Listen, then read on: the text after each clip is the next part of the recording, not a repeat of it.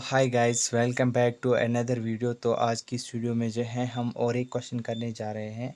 तो जो आज की इस वीडियो में हम चैप्टर नंबर 1 का जो दूसरा पोर्शन है इसका हम क्वेश्चन नंबर 5 करने जा रहे हैं। How was the history of nationalism in Britain unlike the rest of Europe.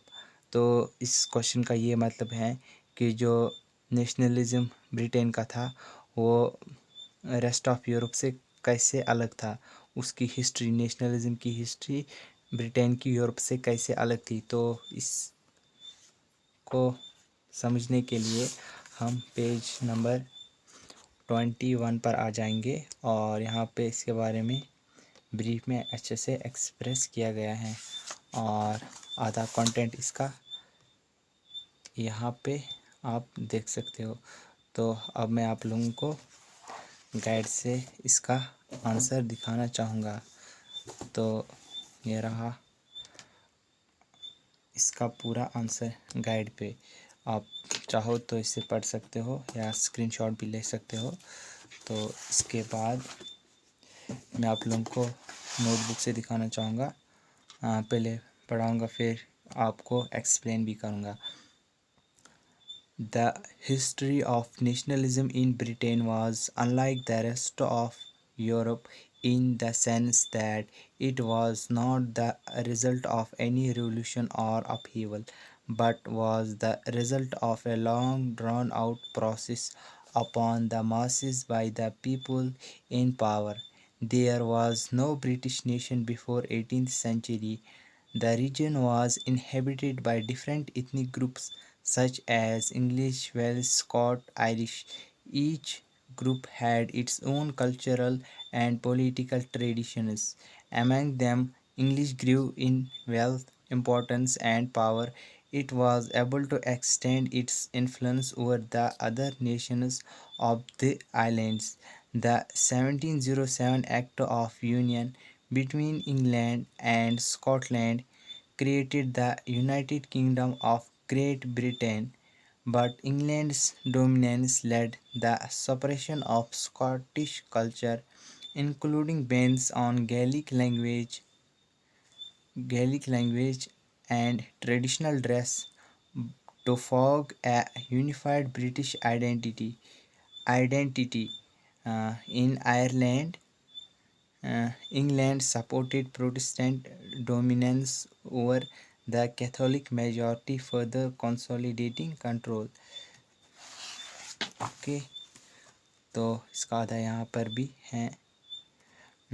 This approach contrasted with Europe's revolutions as Britain's nationalism emerged through parliamentary reforms and shared symbols like the British flag, national anthem, and English language, which were actively promoted to bind the diverse population into a cohesive nation.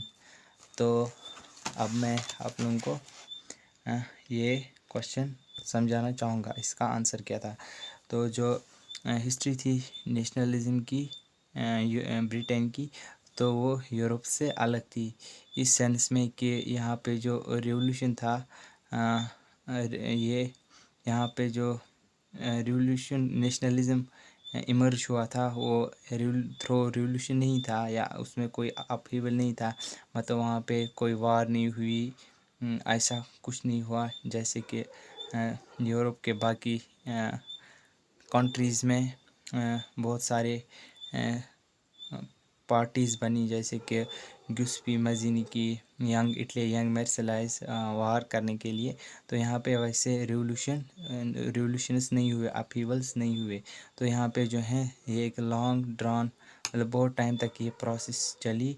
और और इसको जो चलाने वाले थे वो जो थे वो लोग थे जो पावर में उस टाइम पे थे।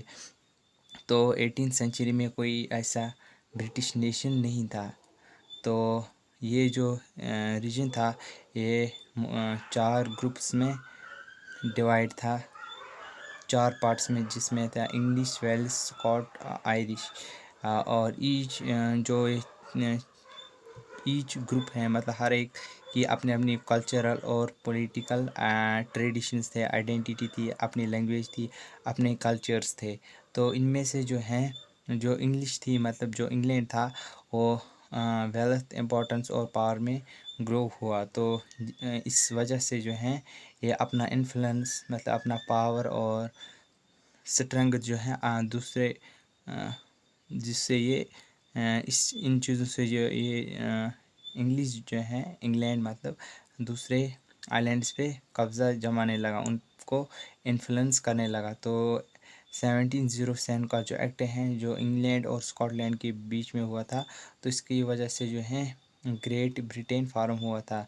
लेकिन जो इंग्लैंड का डोमिनेंस था, इसकी वजह से जो स्कॉटिश थे उनका कल्चरल जो है उसको सप्रेस किया गया। और उनकी जो अपनी लैंग्वेज थी, गैलिक लैंग्वेज, और उनके ट्रेडिशनल ड्रेसेस, उनको भी जो है बैन कर दिया गया। और किस लिए कि जो ब्रिटिश आइडेंटिटी है उसको ग्रो करने के लिए। और जो आयरलैंड है, आयरलैंड में इंग्लैंड ने जो है प्रोटेस्टेंट्स को सपोर्ट किया, जो कैथोलिक मेजॉरिटी के अगेंस्ट, बस अपने कंट्रोल पाने के लिए।